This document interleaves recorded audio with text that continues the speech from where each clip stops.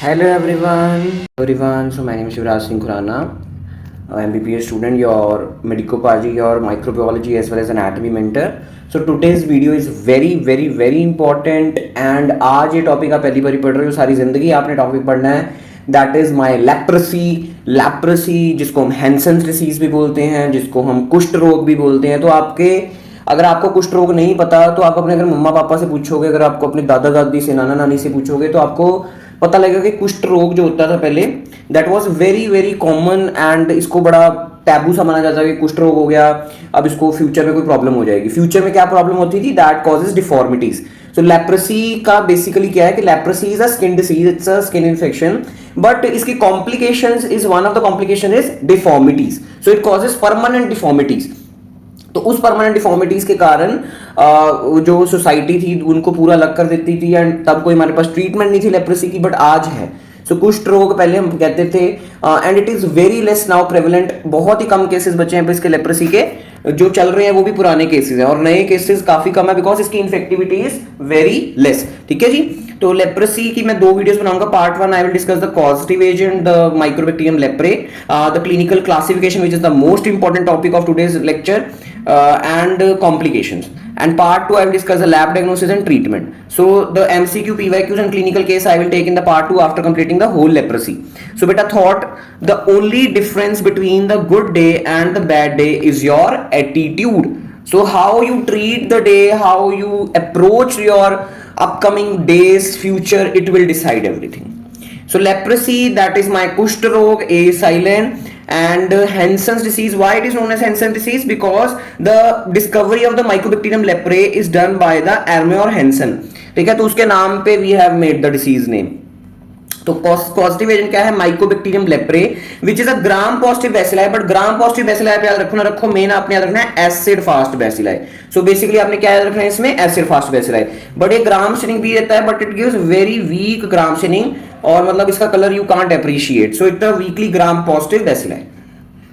सो MOT कैसे एक से दूसरे पर्सन में जाती है leprosy, how the mycobacterium leprae is transferred from one person to other. So that is my nasal infection, the droplet infection, the aerosol infections. So बेटा आपको सबसे पहले ये पता होना चाहिए कि ज्यादातर जो स्किन इन्फेक्शंस हैं उनका मोस्ट कॉमन रूट तो कॉन्टैक्ट ही है, but second most common route कोई भी इन्फेक्शन आप मान लो, that is my droplet infection और respiratory route, that is my aerosol और ड्रॉपलेट दोनों आ सकता है. So nasal droplet infections, aerosols containing Mycobacterium leprae from the infected person. किसी को लेप्रेसी है, ठीक है, उसके जो उसके एरोसोल्स जो वो स्नीज करेगा या जब वो बोल रहा है उसके माउथ से जो particles, the saliva particles, the droplet particles which are releasing, उसमें लेप्रा हो सकता है. एंड वो लेप्रा अगर किसी और के अंदर जाएगा तो वो शुरू कर देगा अपना काम करना. So most common route of leprosy is not the contact but the nasal droplet infection. So it is the most common route. Next is my direct skin contact. Next is indirect skin contact with infected soil, fomites such as clothes. The किसी person को leprosy है, उसके आपने clothes डाल लिए तो आपको भी चांसेस हो सकते हैं, it's very less chances but it can survive on fomites. That is my non living substances. Clinical features, तो हाँ इसका इंक्यूबेशन पीरियड मैंने सही लिखा है, ईयर्स है, not days not months. It is a chronic disease. So एक चीज आपने क्या रखनी, इट्स अ क्रॉनिक डिसीज. ये एक दिन में ऐसे नहीं कि आज आपको लेप्रा आपके अंदर आया 10 दिन बाद आपको लेप्रेसी हो जाएगी. नो, ये इसलिए सबसे डेंजरस है. इसका बाद में कितने सालों बाद जाके पता लगता है कि पेशेंट को इज हैविंग लेप्रेसी. तो बेटा leprosy takes 5 to 7 years to develop into the full-fledged leprosy. Okay, so why it is taking so much of time? Because of long generation time. तो बेटा मैंने आपको long generation time जनरल में भी अच्छी तरह करवाया कि long generation time means how much time a bacilli take to double itself. कि एक बैसिलाई कितने, 1 बैसिलाई 2 में कितनी देर में होगी, that is my generation time. तो एक लेप्रा दूसरे लेप्रा होने में 12 से 13 दिन लगा रहा है. कितना ज्यादा टाइम लगा रहा है. इकोलाई देख लो, इकोलाई का generation time is only 20 minutes. वो 20 मिनट्स में अपनी पॉपुलेशन डबल कर लेता है. बट ये देख लो 12 से 13 दिन, 1 से 2 फिर 2 से 4 होने में लग रहा है. So it takes a very long time for progression. So leprosy is a chronic granulomatous disease. So granuloma formation क्या होता है मैंने अच्छी तरह आपको करवाया है. Immunity Type 4 hypersensitivity when there is accumulation of the activated macrophages, T lymphocytes, epithelioid cells around the bacteria or any causative organism. That is my granuloma formation. Please go and watch type 4 hypersensitivity. तब आपको granuloma मजा आ जाएगा. Involving cooler parts of the body. This is very important कि the leprosy involve the cooler parts of the body. This is important point. क्या cooler part? Skin. तभी मैं आपको skin में पढ़ा रहा हूं. The peripheral nerves. Peripheral nerves मतलब not central nerves. It's not involving any cranial nerve or sympathetic or parasympathetic nerve. No, it is involving my skeletal muscle nerves जो periphery को supply कर रही हैं. That is arms and legs को जो supply कर रही हैं. Skeletal muscles, skeletal nerves. Upper respiratory tract, that upper respiratory tract involve है, तभी तो ड्रॉपलेट इन्फेक्शन से फैल रहा है लेप्रोसी. हाँ है ना. Eyes and testis. ये टेस्टिस का क्वेश्चन आता है, बच्चे मिस कर जाते हैं. सो मेल्स में the leprosy can involve testis. Important point. Clinical classification. So this used by NLEP. What is NLEP?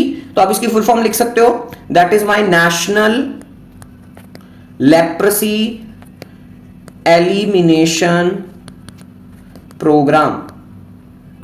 So it is launched by the Indian government. ठीक है. I don't remember the date कब launch किया है, but हाँ बाद में देख सकते हो. So national leprosy elimination programme में जो हमारा India is using, that is my 2 types of classification we are using. वैसे बहुत तरह की होती है, बट आपको आगे बढ़ाता हूं. बट अकॉर्डिंग टू इंडिया आपको ये 2 क्लासिफिकेशन आपको अच्छी तरह पता होनी चाहिए. That is paucibacillary and multibacillary. Pauci का मतलब कहता है लेस, कम बैसिलाएं हैं, एंड मल्टी मतलब ज्यादा बैसिलाएं हैं. ठीक है, मोटा मोटा मतलब ये.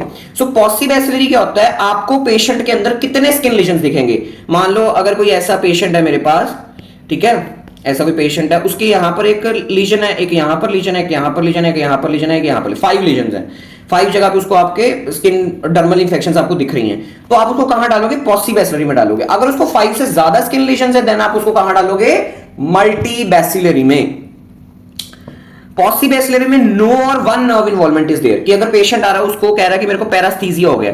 पैरास्थीसिया समझो ना क्या होता है कि मुझको यहां पर कुछ फील नहीं हो रहा, या कोई टिंगलिंग सेंसेशन है, कोई एक जगह पे है. अगर वो 2 जगह पे बताए तो आप मल्टीबैसिलरी पे डालोगे. या तो 0 नर्व इन्वॉल्वमेंट हो, नो, या तो 1 हो. That is my paucibacillary. तो आपको पेशेंट यही बताएगा कि मुझे इस एरिया पे फील नहीं हो रहा, हैंड पे फील नहीं हो रहा, बैक पे फील नहीं हो रहा, लेग के कोई एरिया पे फील नहीं हो रहा, थाई पे नहीं हो रहा, आर्म पे नहीं हो रहा, कहीं भी बोल सकता है वो. सो no or 1 nerve involvement is there, and multibacillary में more than 1 nerve involvement is there. So skin slit smear is negative for AFB at all sites. This is very important. Skin slit smear हम करते कैसे हैं? Skin slit में मैं आपको आगे भी बताऊंगा इन लैब डायग्नोसिस, बट सुन लो कि स्किन को मैंने स्लिट, स्किन मतलब चमड़ा, स्लिट मतलब फाड़ना, slit banana.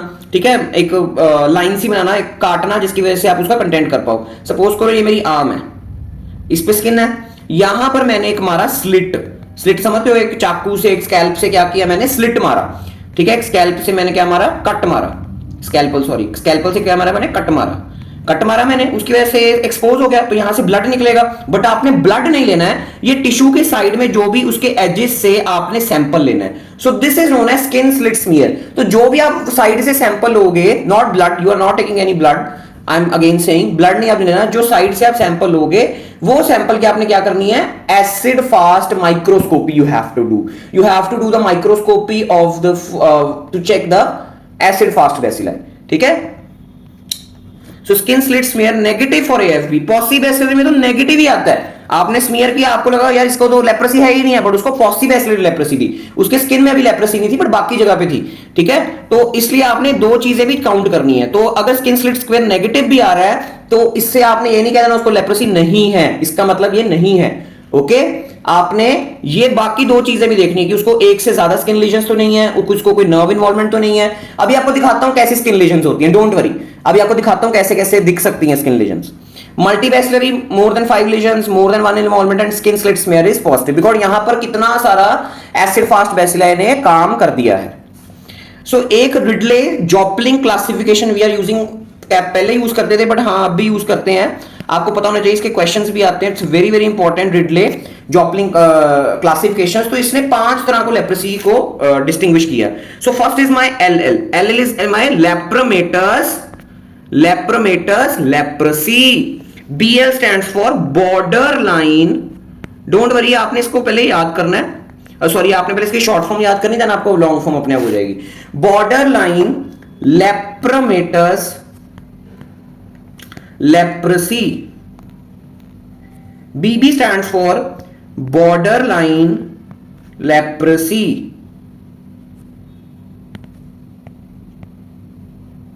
Next stands for BT, that is borderline tuberculoid leprosy. Next is my TT is my tuberculoid leprosy.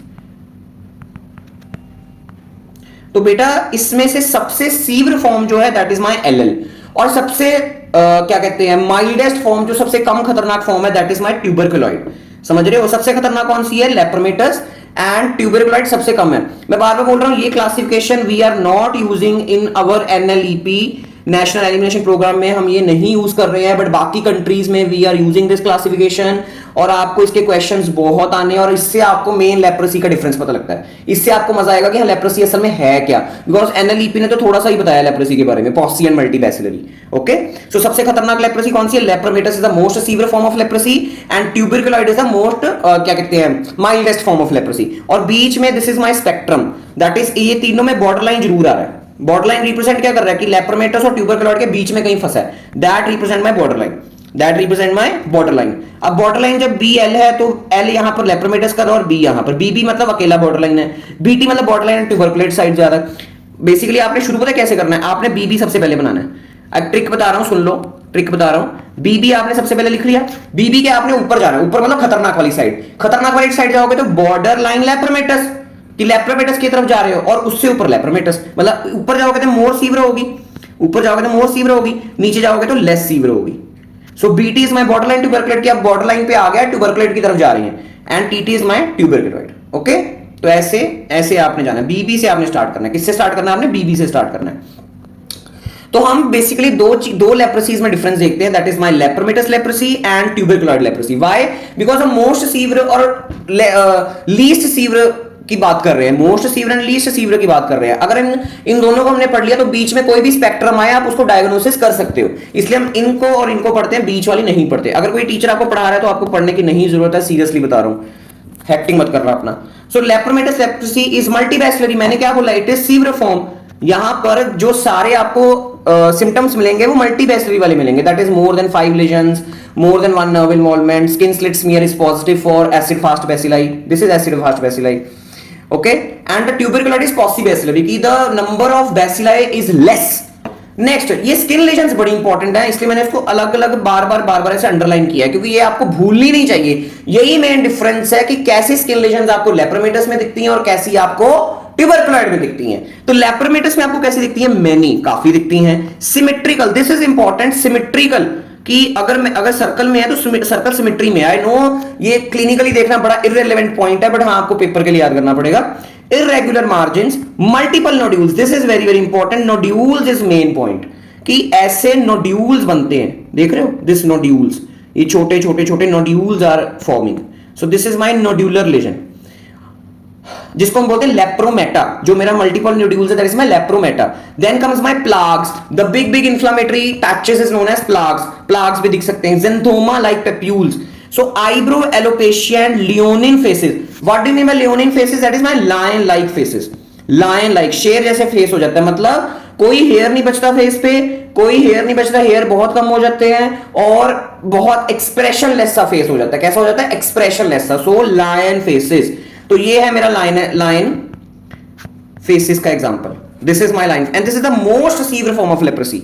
इसको ही बेसिकली हमने हैंसन्स डिसीज बोलते हैं. अगर आपको ऐसा क्वेश्चन आ रहा है तो आपने हैंसन डिसीज बिना सोचे समझे कर देना. देख रहे हो, एक तो इनके आईब्रोज देखो, आईब्रोज ही गायब हो गए, आईब्रोज एलोपेशिया, लियोनिन फेसेस है, ठीक है, और यहां पर भी hairs are very less remaining, ठीक है.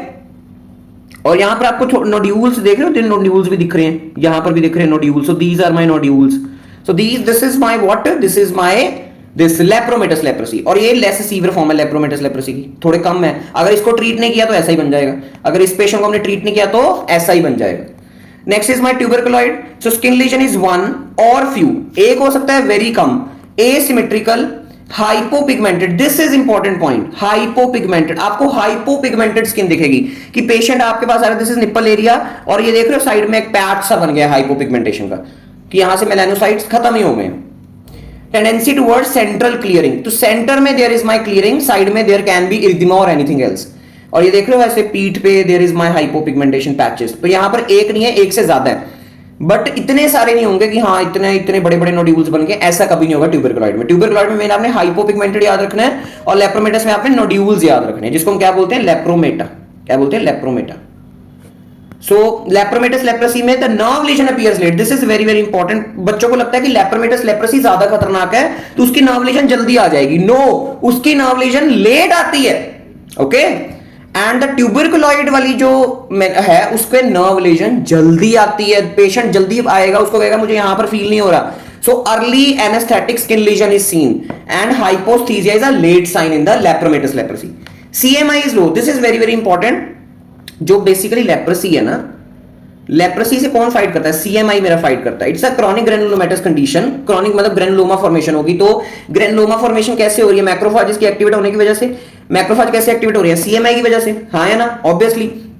तो बेटा CMI plays a key role in fighting the leprosy. तो जो मेरी लेप्रोमेटस लेप्रेसी होती है उसमें CMI becomes very low, very, ये हर पॉइंट इंपॉर्टेंट है, मैं किस किस को इंपॉर्टेंट मार्क करूं, ये भी इंपॉर्टेंट है, ये भी बहुत ज्यादा इंपॉर्टेंट है, ये पॉइंट, इससे वाला उससे वाला और इंपॉर्टेंट है, टाइप ऑफ लीजन इंपॉर्टेंट है, मल्टी बैचलरी, सब कुछ इंपॉर्टेंट, पोटेंशियल क्वेश्चंस है सारे, कुछ नहीं छोड़ सकते। बकवास चीजें मैं कोई नहीं लेके आता कि बहुत बकवास कौन सा एनिमल है, पता नहीं कौन सा क्या क्या, कितना बकवास बकवास कल्चर मीडिया में, कुछ नहीं बकवास लेके आता, उतना ही लेके आता हूं जो चीज क्लिनिकली रेलेवेंट और जितना पेपर के लिए इंपॉर्टेंट है, बस मेरा यही मेन काम है। तो लेप्रोमेटस लेप्रेसी में पूरी बॉडी में मेरा घिर चुका leprosy, the CMI becomes less and the CMI is normal in tuberculoid. Next, lepromin test is negative. तो लेप्रोमिन टेस्ट, जैसे आपको मैंने जनरल में थोड़ा ट्यूबरकुलॉइड टेस्ट के बारे में बताया था, लीशमैनियासिस में उसका स्किन टेस्ट बताया था, ठीक है। तो स्किन टेस्ट तभी पॉजिटिव आता है अगर पेशेंट की उसके अगेंस्ट इम्यूनिटी अच्छी हो, बिकॉज हम पेशेंट के स्किन में वी आर इंट्रोड्यूसिंग एंटीजन, मैं सीधा लेप्रा ही उसके स्किन में डाल रहा हूं। अगर हमारी बॉडी अच्छी, अब हमारी बॉडी की इम्यूनिटी अच्छी होगी तभी वो उस लेप्रा के अगेंस्ट फाइट कर पाएगी, हाँ या ना, तभी वो उस लेप्रा के अगेंस्ट फाइट कर पाएगी ना। अगर हमारी बॉडी की इम्यूनिटी नहीं अच्छी होगी तो वो लेप्रा के अगेंस्ट फाइट ही नहीं कर पाएगी, तो लेप्रोमिन टेस्ट बिकम्स नेगेटिव। अगर उधर लाल लाल लाल लाल हो गया, रिदमा हो गया, स्वेलिंग होगी, तो उससे पता लग जाएगा कि हमारी बॉडी की CMI is good. So lepromin test is negative because CMI is very low and lepromin test is positive in tuberculoid. So humoral immunity is exaggerated. CMI बहुत कम है, B cells खुद ब खुद ही एक्टिवेट हो जा रहे हैं, ठीक है कि नहीं, B cells खुद ब खुद ही एक्टिवेट हो रहे हैं, that is why humoral immunity is exaggerated and humoral immunity is not in tuberculoid. Macrophages are of foamy type, this is important कि कौन कौन से टाइप्स के मैक्रोफेजेस आपको लेप्रोमेटस में दिखते हैं, या कौन लेप्रोमेटस और ट्यूबरकुलॉइड में कौन कौन से मैक्रोफेजेस दिखते हैं इन ग्रेनुलोमा फॉर्मेशन। तो लेप्रोमेटस में आपने कौन से रखने, फोमी मैक्रोफेजेस, एंड ट्यूबरकुलॉइड में आपको कौन से दिखते हैं ट्यूबरकुलॉइड में आपको कौन से दिखते हैं, एपिथेलॉइड। सो एपिथेलॉइड सबसे कॉमन है, but in leprometas you get foamy type of macrophages. Langerhans giant cell is not seen, whereas Langerhans giant cell is seen in the tuberculoid. हाँ, this is very important point, bacteriological index। ये आपको मैंने अगली video में कराऊंगा bacteriological index, but अभी के लिए सुन लो, जितना ज्यादा बैक्टीरियाज होंगे उतना ज्यादा बैक्टीरियोलॉजिकल इंडेक्स होगा कि कितने बैक्टीरिया आपको स्मीयर में दिख रहे हैं। बाकी मैं डिटेल में कराऊंगा, डोंट वरी, कितने बैक्टीरिया आपको स्मीयर में दिख रहे हैं, तो जितने ज्यादा बैक्टीरिया होंगे उतने ज्यादा आपको स्मीयर में दिखेंगे ऑब्वियसली। तो बेटा bacteriological index of the लेप्रोमेटस leprosy is 4 to 6 positive and bacteriological index is 0 to 1 positive. अब ये पॉजिटिव क्या है you will learn in next video, but this point is extra important please. Complications, so complications बहुत important है, मैंने starting ही आपको बोली है वीडियो में कि एक तो डिफॉर्मिटीज होती है कॉम्प्लिकेशन, ठीक है, कि पेशेंट परमानेंटली उसको सारी जिंदगी के लिए पंगा पड़ गया, या तो लेप्रा रिएक्शंस होती हैं। लेप्रा रिएक्शंस क्या होती हैं, these are my hypersensitivity reaction, कि पेशेंट की बॉडी में इम्यूनिटी पागल हो गई है, इम्यूनिटी बहुत ज्यादा हो गई, इम्यूनिटी ऐसी लड़ी जा रही है, उसको हम हाइपर सेंसिटिविटी रिएक्शन कहते हैं। तो lepra reaction are hypersensitivity reactions. So deformities क्या है, it occurs in the 25% of the untreated patients, ठीक है, अनट्रीटेड पेशेंट्स में ही होगी और सबसे ज्यादा एलएल में होगी, लेप्रोमेटस लेप्रोसी में। फेस डिफॉर्मिटीज, लियोनिन फेसेस बता दिया आपको, loss of eyebrow, lashes, saddle nose. Saddle nose क्या होता है, this is my saddle nose, देख रहे हो, so this a picture is my saddle knows,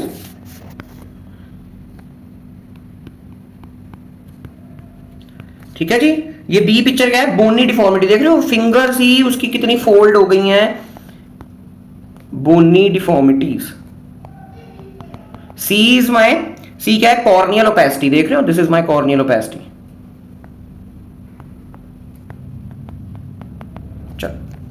so face deformities बता दिया आपको, saddle nose, corneal opacity, corneal ulcers, hand deformity, wrist drop and claw hand, wrist drop and claw hand, feet deformities, foot drop, clawing of toes, inversion of foot. अच्छा मैं आपको एक चीज बतानी भूल गया कि मोस्ट कॉमन नर्व कौन सी इन्वॉल्व होती है इन लेप्रेसी। तो most common nerve involve is my ulnar nerve. Ulnar nerve सबसे जल्दी इन्वॉल्व होती है और पेशेंट सीधा बताता है कि मेरे को लेटरल क्या कहते हैं अपना दिस हैंड के लेटरल साइड पे फील नहीं हो रहा, because sensory losses, sensory supply by the ulnar nerve is lost. Okay, feet deformities like foot drop, clawing of toes and inversion of foot. Okay, lepra reaction, this is very very important, इस पे अलग question आता है, ध्यान से सुन लो। lepra 1 is my type 4 hypersensitivity, whereas lepra 2 is my type 3 hypersensitivity. so 4 and 3 है, not 3 and 4 है, पहले 4 है then 3 है। so the lepra 1 reaction is seen in bb क्या था, मैंने क्या बोला आपको, bb that is my borderline leprosy, जो बिल्कुल मैंने क्या बोला था, जो आपके सेंटर में रखनी है, बॉर्डरलाइन लेप्रेसी। ओके, उसके बाद the lepra 2 reaction is seen in lepromatous leprosy and borderline lepromatous leprosy. ठीक है, borderline lepromatous leprosy and lepromatous leprosy, and BB is my borderline leprosy. Okay, type 1 manifestation है, patient कैसे present करेगा, उसको leprosy हुई, आपके पास वो कैसे आएगा आपके पास, उसको कोई प्रॉब्लम होगी तभी आएगा ना, तो कैसे आता है, पेशेंट को क्या सिम्टम्स आते हैं, manifest as inflammation of skin lesions. So दो मेरा टाइप 1 है that manifest as inflammation of skin lesions and neuritis, कि पेशेंट को जो स्किन लीजन पहले हुई है उसकी इन्फ्लेमेशन स्टार्ट होगी, रेडनेस हो गई है, इरिथेमा हो गया है, स्वेलिंग हो गई है, the temperature is increased, fever के साथ भी हो सकता है। तो that is my type 4 hypersensitivity lepra 1 reaction, जो पुरानी स्किन लीजन हुई है और वहां पर there is inflammation of the neurons also, nerves also. Lepra 2 reaction manifest as painful erythematous papules that becomes nodular, पहले उसको छोटे छोटे रेड पेप्यूल्स होंगे, फिर ये क्या हो जाएंगे, बड़े बड़े नोड्यूल्स बन जाएंगे इन लेप्रा 2 रिएक्शन, एंड इसको हम बोलते हैं इरिथेमा नोड्यूसम लेप्रोसम।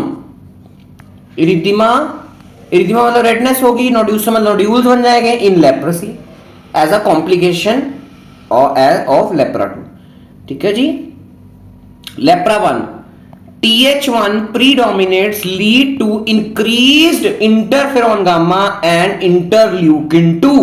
So जो लेप्रा 1 रिएक्शन है, लेप्रा 1 रिएक्शन में the TH1 cells dominate, T helper 1 cells dominate, lead to increase in interferon gamma and interleukin 2, whereas in lepra 2 reaction T helper type